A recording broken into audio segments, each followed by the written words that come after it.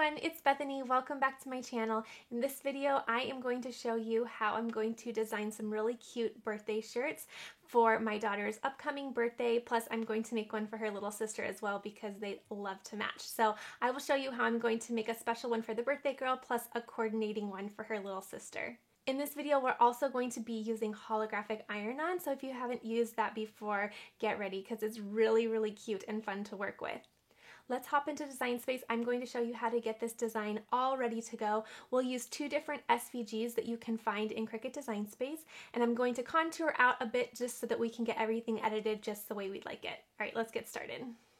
Okay, so I am going to be making two shirts. I'm going to be making one for my daughter who is having a birthday, and then I'm making one for her sister as well because they like to coordinate, but I want to make my birthday girl just something a little bit different to signify that it's her birthday.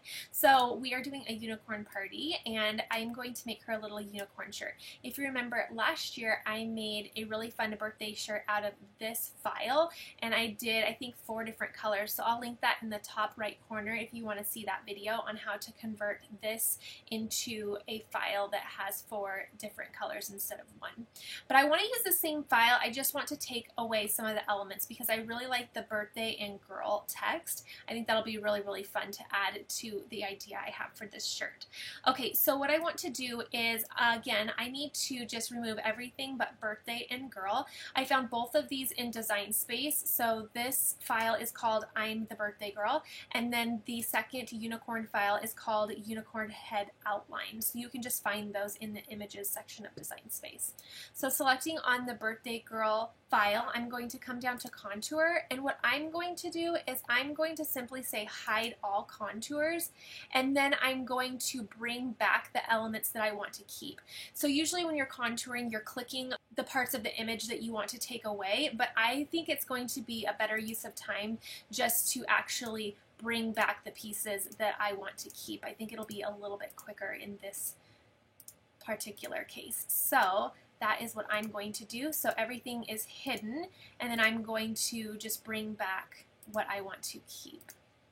Okay, then I'm going to take away this balloon, and I think I did a good job. Whoops, I missed a couple little inside pieces of that balloon, so I'll go back into contour, and I might have accidentally clicked those on when I thought I was clicking them off. Okay, so now I just have my birthday and girl text. So that is one way you can actually just edit a file if you like just a portion of it.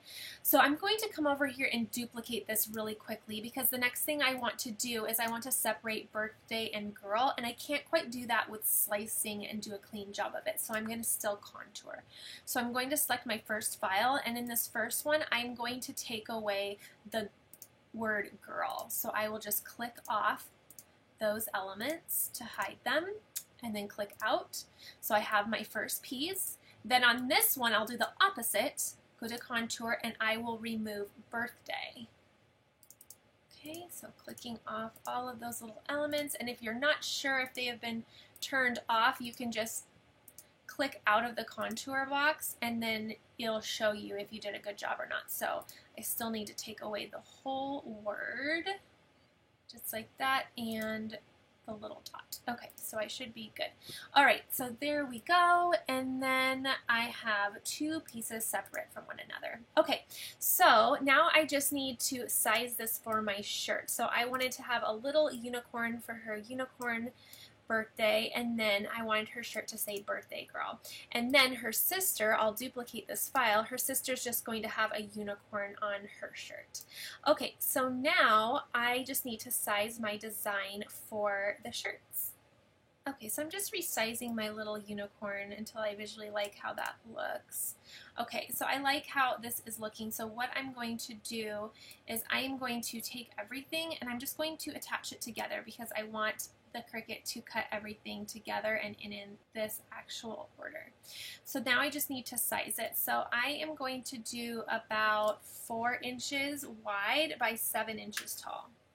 And then for her sister's shirt, I am going to do just roughly the same with the unicorn. And I might make the unicorn just a tad bigger since her sister's shirt is just going to have 1 element on it. Okay, so I think that is going to look great. So now what I can do is check which machine I want, which is the Explore Air 2.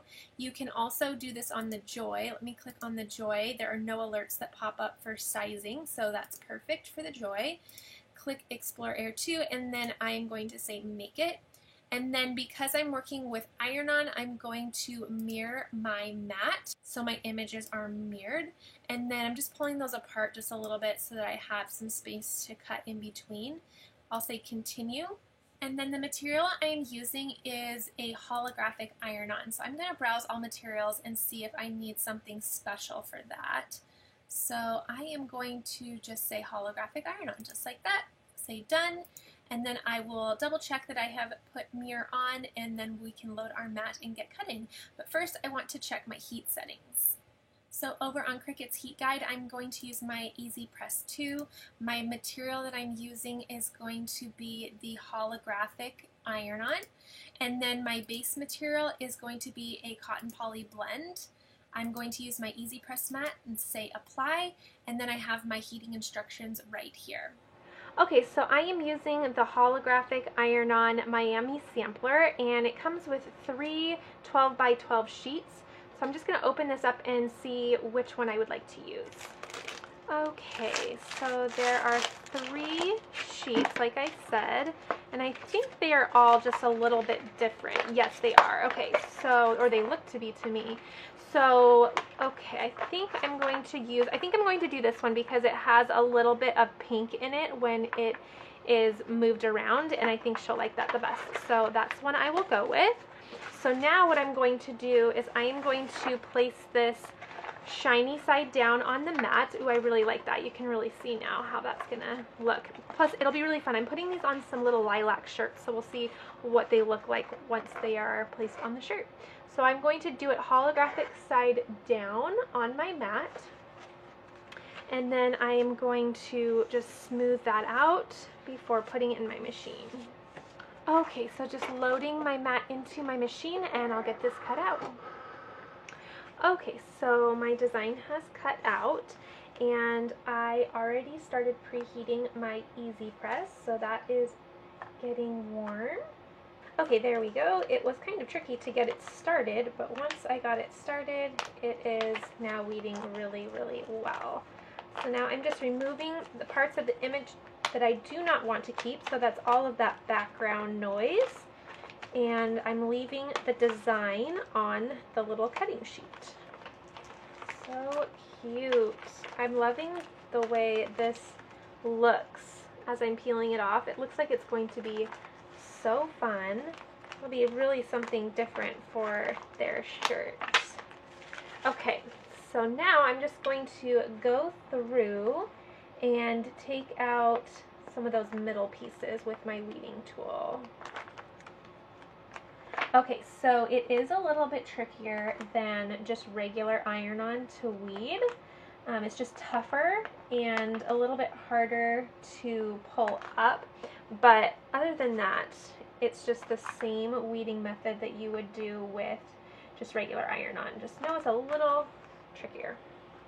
Okay, so I have this first piece done, so I'll just trim that off and finish up my second one. So when I turn this over, then the design is right side up and ready to go.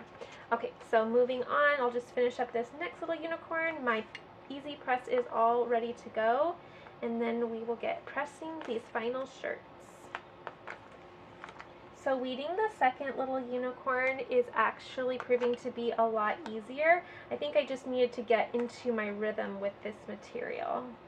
Okay, so I am all finished. Now what I want to make sure I do is make sure that there is no additional scrap pieces laying around, because if those get onto my shirt, they will be ironed on, and that would be such a bummer. So just making sure my work surface is all clean where I will be pressing, and now I will get my shirts all ready to go.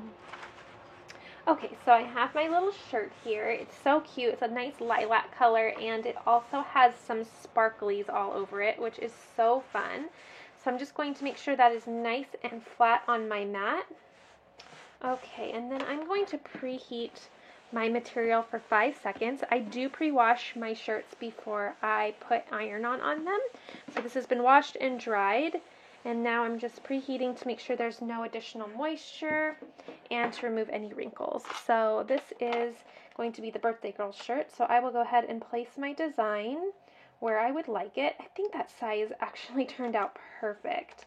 Again, I sized the unicorn down on this one just because I knew it was going to be a longer design of the two, and I think that looks really nice. Okay, so once I have that placed where I'd like, I'm just going to place a protective sheet over it, just to be safe on this one. I haven't worked with holographic iron-on before, so I'm just going to take that extra step. You can also use parchment paper if you like. And then again, it's 330 degrees for 30 seconds, and it says that it is light pressure. And then once we're done on the front, we are going to flip the shirt around and then do an additional 15 seconds of pressing on the back. Okay, now that this is done, I am going to remove my protective sheet by just grabbing a corner, so just up here or over here. It is very hot in the center, so you want to be careful. And then I'm going to flip the shirt around and do that additional 15 seconds. Okay, so this is a cool peel, so I'm just going to set this shirt to the side as I move on and create my second shirt. So just repeating the same process, I will preheat the shirt for 5 seconds, and then I will place my design where I'd like it. And I like the size that this turned out to be, especially because it didn't have any words on it, so I like the sizing of this.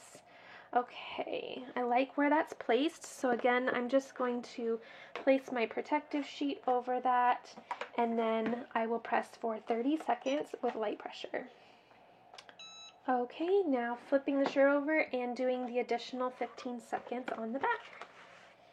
Okay, now I'll let this cool as well, and then peel the liner off when it is nice and cool. The first is cool to the touch, so I can go ahead and take my liner and begin peeling up. And I'll monitor everything to make sure everything is laying down, which it is. Oh my goodness, it's so cute. So it is subtle, but I love that about it. And then it has a fun little look, and I'll zoom in just a moment, but it has a fun little look as the shirt and garment moves around. And then peeling this shirt as well, because this has cooled.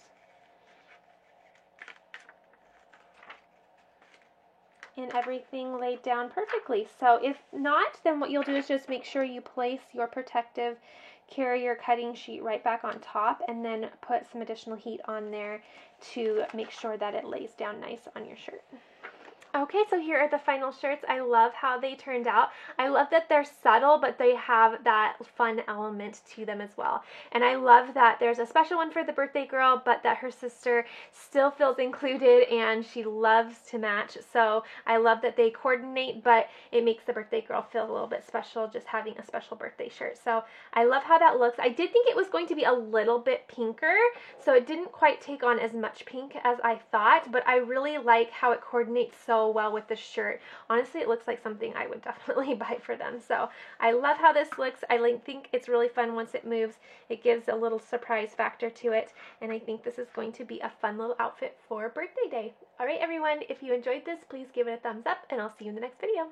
Oh, popping back on, because I actually just lifted the shirts up this way to see what they looked like, and it did take on a little bit more of a pink tone. So it just kind of depends on how the light is playing on it, which is what makes holographic materials so much fun. But I did want to let you know that even though it doesn't look quite like it on camera, once I held it up a bit, there were some pink elements that showed up in that little holograph. Okay, have a good day, and I'll see you in the next one.